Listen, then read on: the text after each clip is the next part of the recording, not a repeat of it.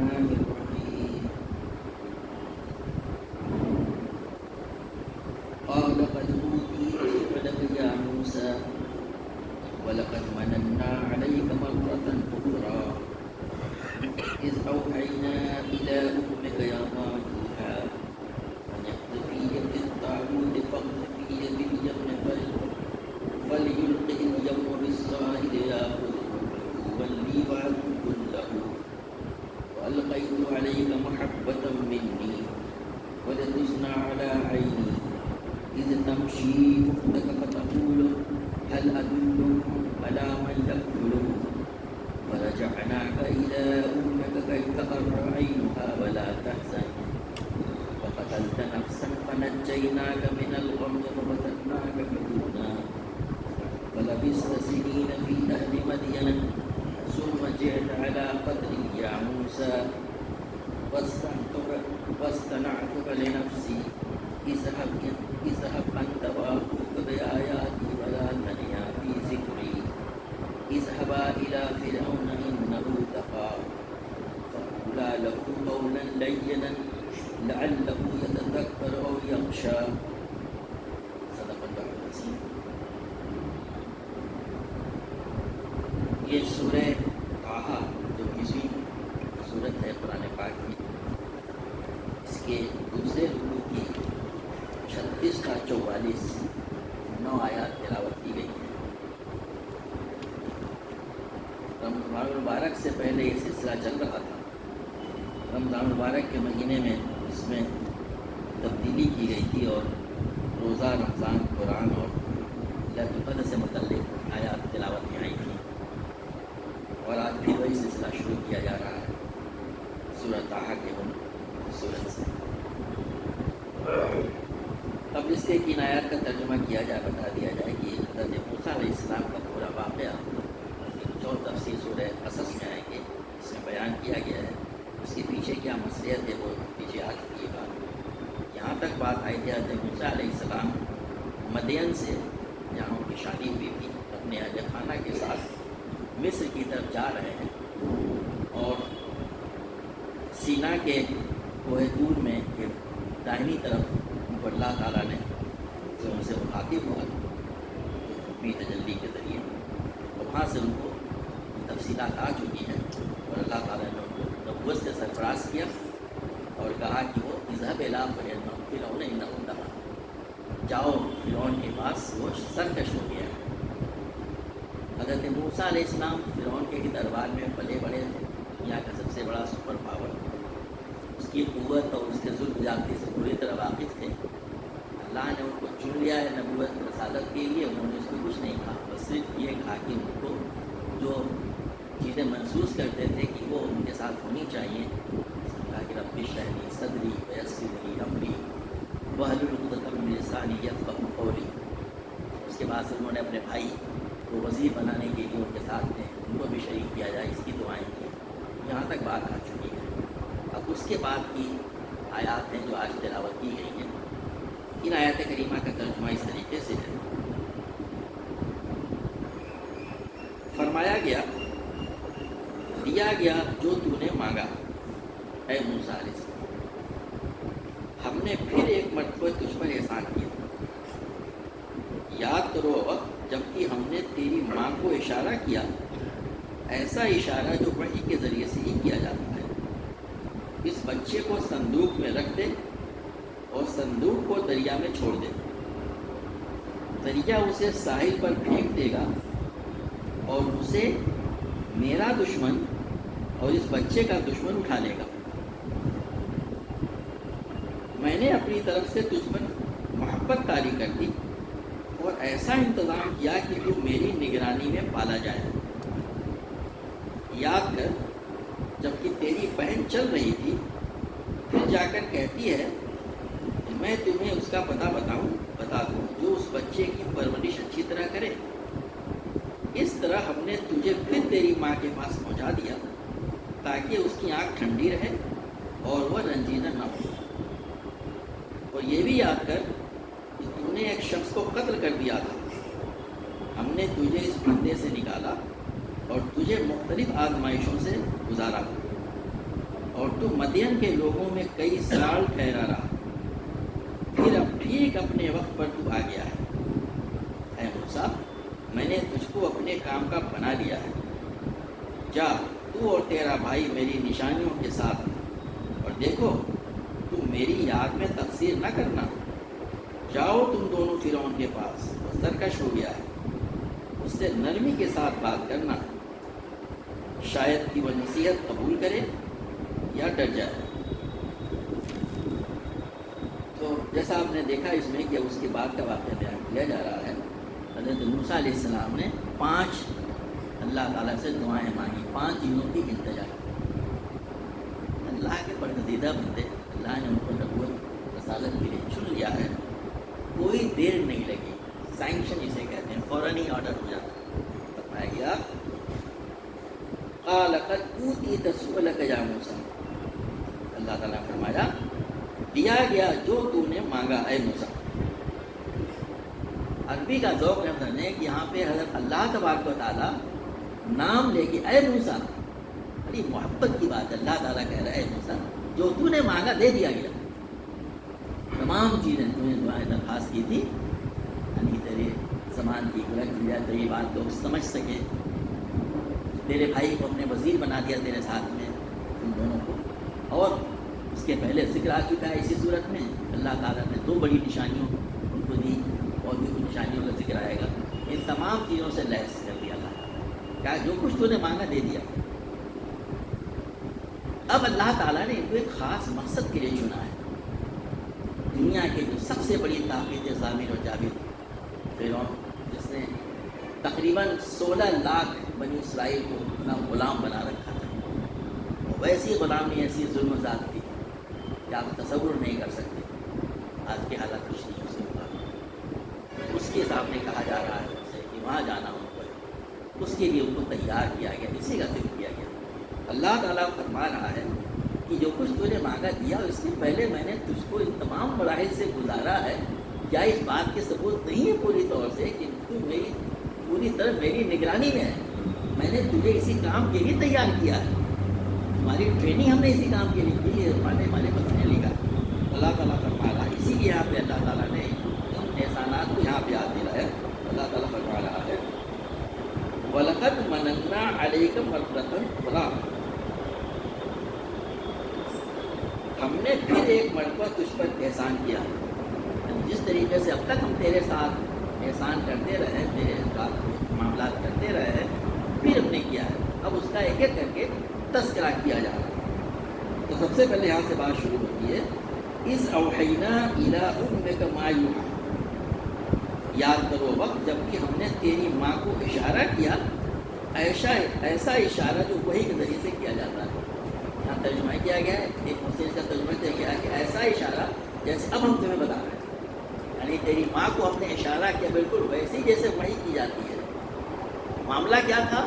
Order کر دیا گیا تھا کہ بنی اسرائیل کے تمام بچوں کو جیسے ہی پیدا ہوں کو قتل کر دیا جائے اور بچیوں کو چھوڑ دیا جائے، اس سے بعد میں ہم لیبر کا کام نہیں ہے۔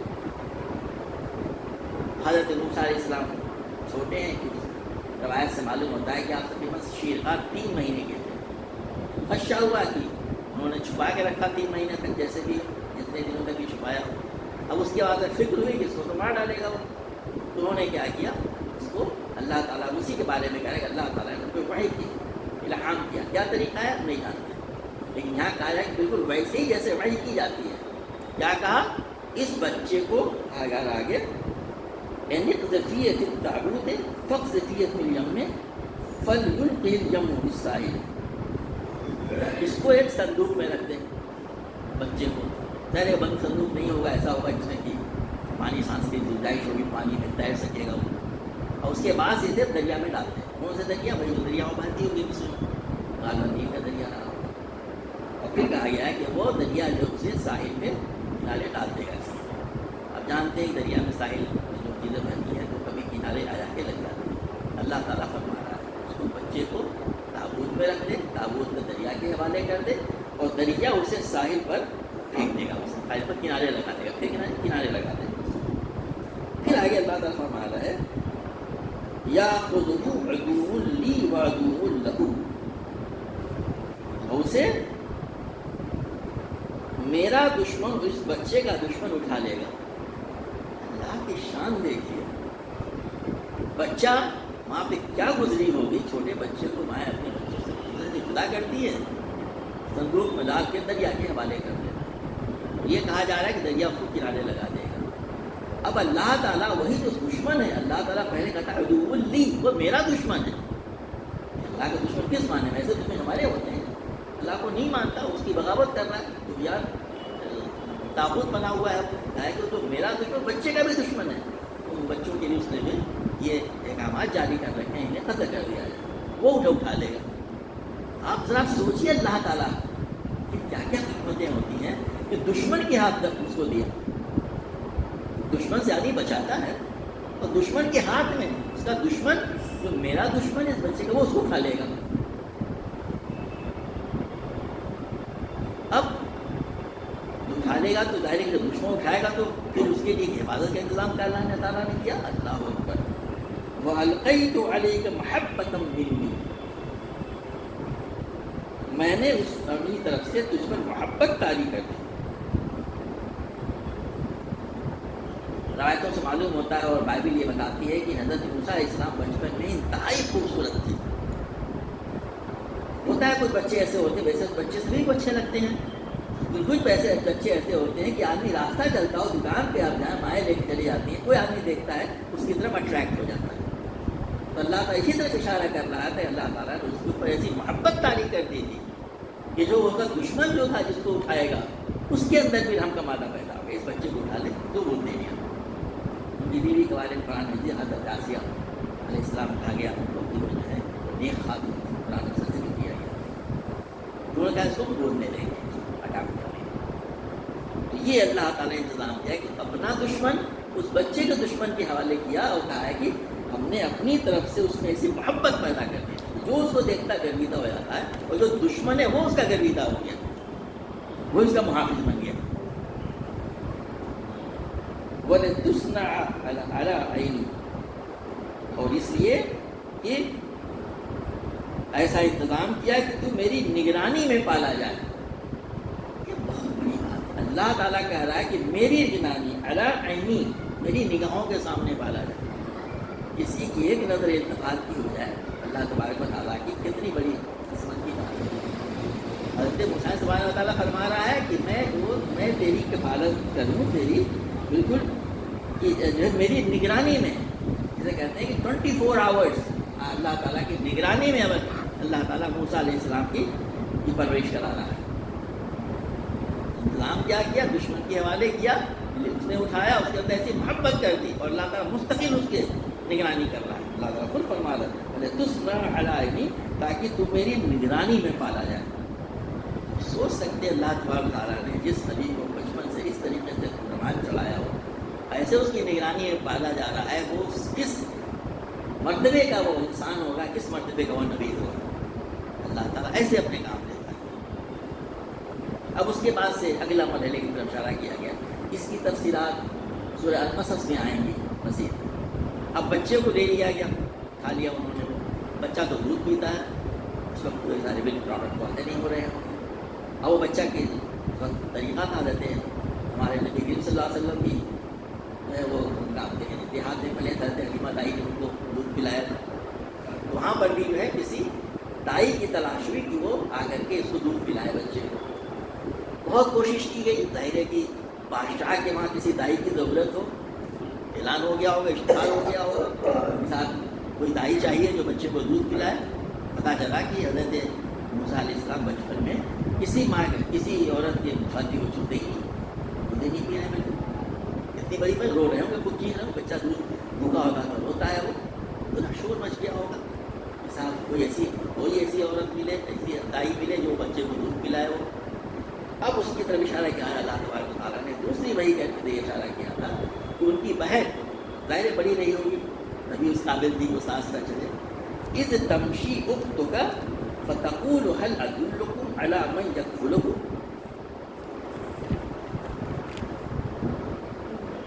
یاد کر جب تیری بہن چل رہی تھی, پھر جا کر کہتی ہے کہ میں تمہیں اس کا بتا دوں جو اس بچے کی پرورش اچھی طرح کرے.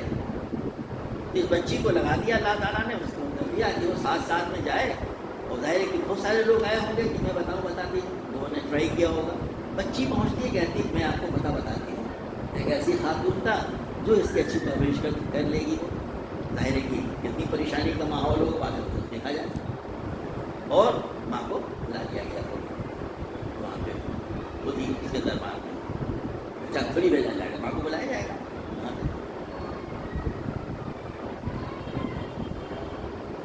فرجعناک الی امک کی تقر عینها فلا تحزن. ماں نے اللہ تعالیٰ کے حکم سے, اشارے سے, وحی کے ذریعے سے کہا گیا بچے کو کس دل سے صندوق میں ڈالا ہوگا, پانی کے حوالے کیا ہوگا.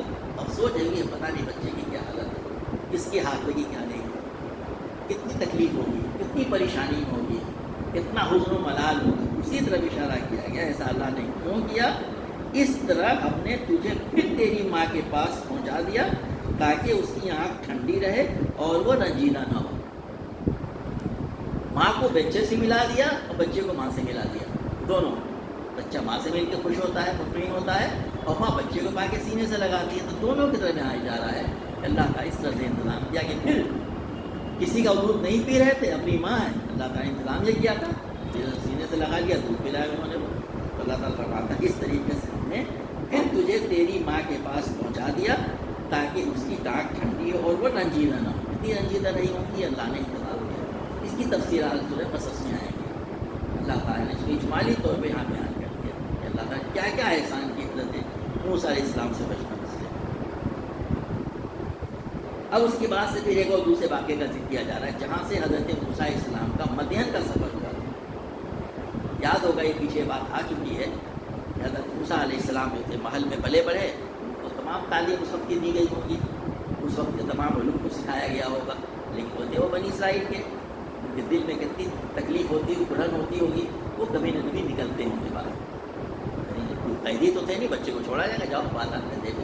تو کبھی کبھی جایا کرتے تھے. ایک مرتبہ جب وہ بازار میں گئے تو دیکھے کہ دو نوجوان لڑ رہے ہیں. اس میں سے ایک بنی اسرائیل کا ہے اور ایک جو ہے وہ قبطی ہے. بنی اسرائیل والے نے پہچان لیا حضرت موسیٰ علیہ السلام کو, ان کو مدد کے لیے پکارا. انہوں نے اس کو ڈرایا دھمکایا, اس کو لڑائی سے باز آنے کے لیے کہا ہوگا, اور ایک گھوسا مار دیا اس کو. کوئی آدمی گھوسا کسی کو مارتا ہے تو قتل کی نیت سے نہیں مارتا, لیکن پتہ نہیں کیسے کہاں لگا وہ فوراً ڈھیر ہو گیا. جب ہوا کہ یہ قتل ہو گیا. حضرت اس کے بعد میں تفسیر آتی ہے, بتانے کا موقع نہیں ہے. دوسرے دن یہ واقعہ پیش آیا تھا جس میں کہ وہ لوگ لڑ رہے تھے, تو یہ اس سے فلاح ہوئے. کسی نے آ کے خبر دیا کہ بھاگ جاؤ یہاں سے, تمہارے قتل کے پروگرام بننا ہے جو تم نے مرڈر کیا. اسی کے نتیجے میں حضرت موسیٰ علیہ السلام مصر سے فرار ہو کر کے, اور سینائی جس کے اینڈ پہ مشرقی علاقے میں مدین ہے, حضرت شعیب علیہ السلام کے وہاں پہنچے. وہاں انہیں کی بیٹوں سے شادی ہوئی, تفصیلات رہیں گی وہاں کے. اسی کی طرف اشارہ یہاں پہ کیا جا رہا ہے.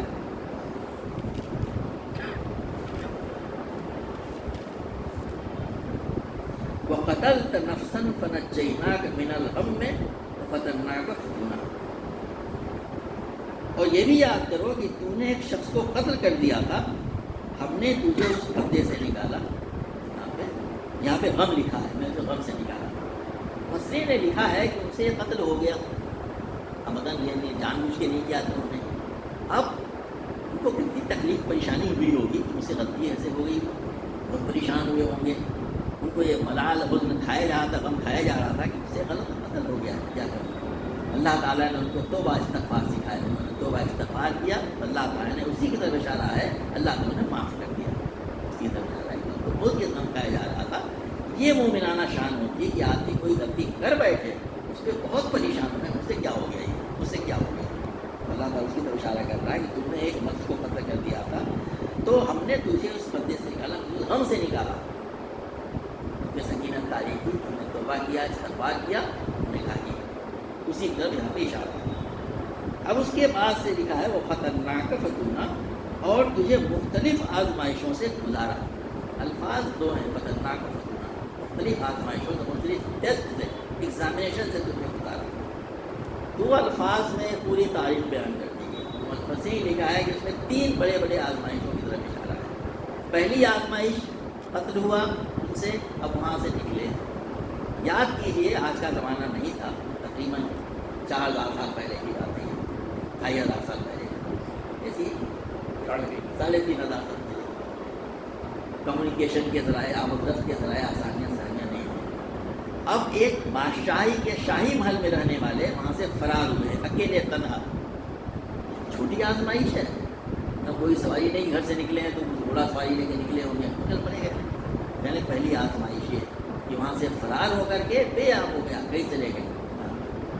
دوسری آزمائش کہ وہاں پہ اپنے خاندان کو چھوڑا، اپنے اہل خانہ کو چھوڑا، اپنے تمام رشتہ داروں کو چھوڑا، وہاں پہ بھی ان کے رشتہ دار خاندان والے رہے ہوں گے، سب کو چھوڑ کر کے غریب الوطنی کی زندگی ہے۔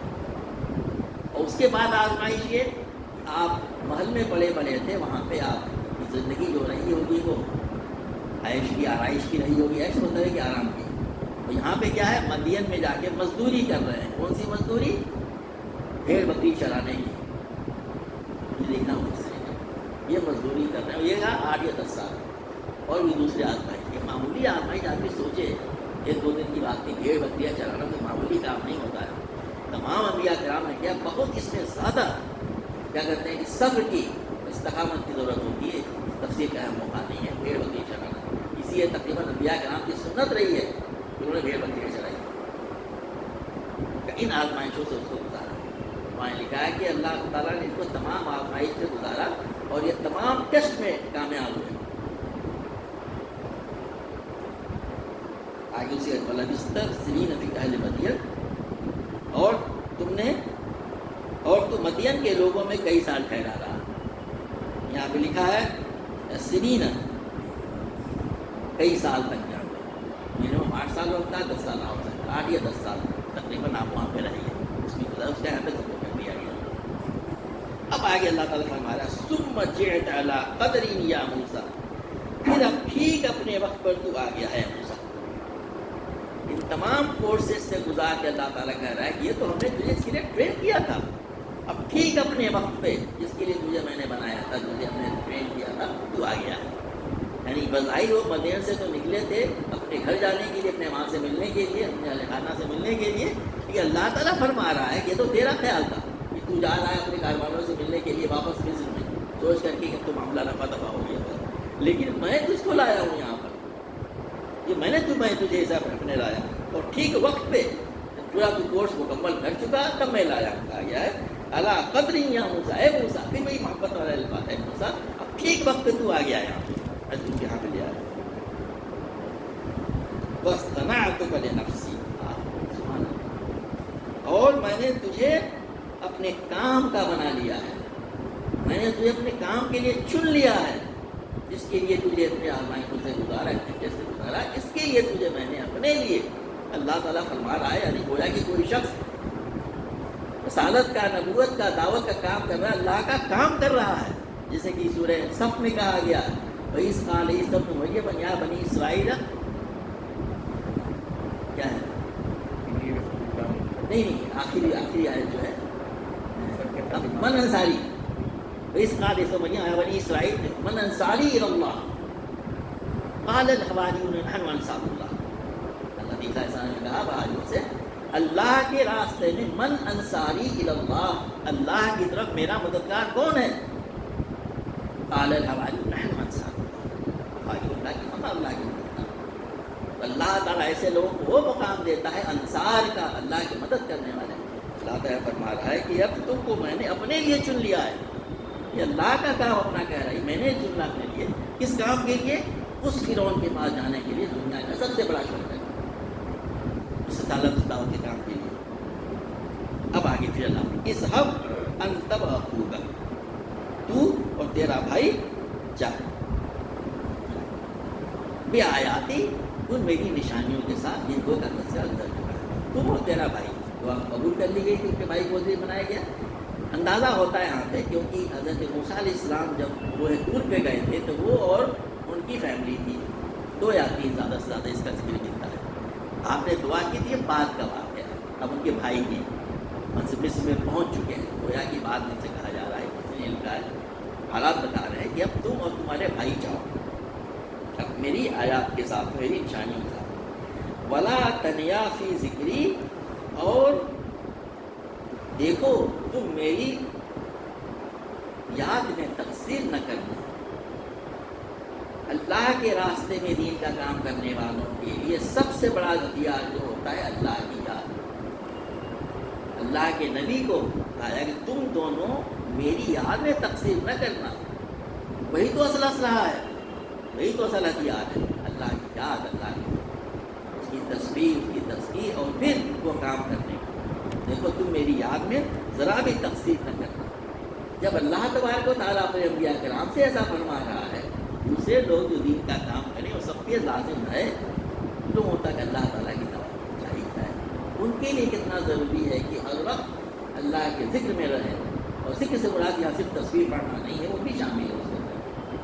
اللہ کی دنیائی بیان کرنا، اس کی تمام تاریخ بیان کرنا، اس کی دعوت کو عام کرنا ہے.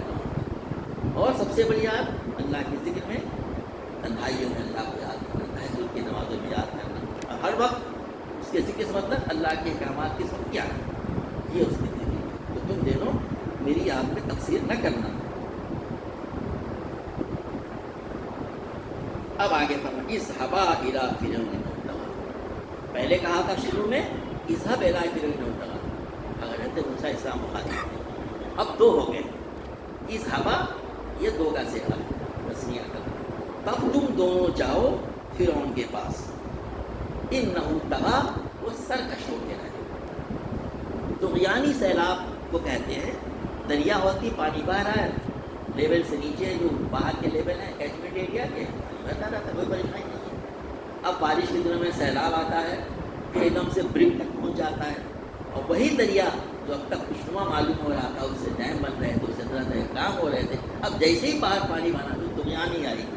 کیا کیا ہے وہ مچاتا ہے اللہ تعالیٰ ایسے انسانوں کے لیے جو اللہ تعالیٰ کا انکار کرے اور خود اپنی کی بڑائی بیان کرنے لگے، اپنے کو رب بنا لے، انا ربکم الاعلی کہنے لگے. جیسے فرعون کہا کرتا کہ طغى، باقی ہو گیا، سرکش ہو گیا. جاؤ تم دونوں اس کے پاس. آخری آیت فقولا، پھر یہاں پہ تسنیہ کا صیغہ، تم دونوں فقولا لہو قولا لینا، تم دونوں اس سے کہو، بات کرو. قولا لینا، نرم بات کرو، نرمی کے ساتھ بات کرنا. اللہ تعالیٰ کو خوب معلوم ہے کہ مستقبل میں کیا ہونے والا ہے. اللہ تعالیٰ کی سب کچھ ہے، کمبے سے ہر شخص آگے گوبر میں کیا کرنے والا ہے، تو آگے کیا ہمارے گا، مستقبل میں ہزاروں سال بعد کیا کچھ ہونے والا ہے. تو فرعون کے بارے میں بھی اللہ تعالیٰ کو پوری طرح سے بات معلوم ہے. اس کے لیے ماضی حال مستقبل کوئی چیز نہیں ہے. لیکن دعوت کا طریقہ یہ ہے کہ آدمی جب اس کے پاس جائے دعوت کا جمع دینے کے لیے تو نرمی سے بات کرے، اور یہ خیال نہ کر کے وہ تو مانے گا نہیں، بڑا سچا ہے. یہ خیال دل میں آنا ہی نہیں چاہیے، ورنہ آدمی کے بات پہ زور نہیں ہوگا. ایسا ہی کوئی ہو، قولا لہو قولا لینا، تم دونوں دیکھو اس سے نرمی کے ساتھ بات کرنا. آدمی جب نرمی سے بات دوسرا سروس بات کرتا ہے اس کو غصہ نہیں آتا، رہنا پڑتا ہے. بہت بڑی آیت، بہت بڑی ہدایت ہے یہ داعیان اسلام کی. قولا قولا لینا، قولا لہو قولا لینا، تم دونوں اس کے ساتھ نرمی سے بات کرنا.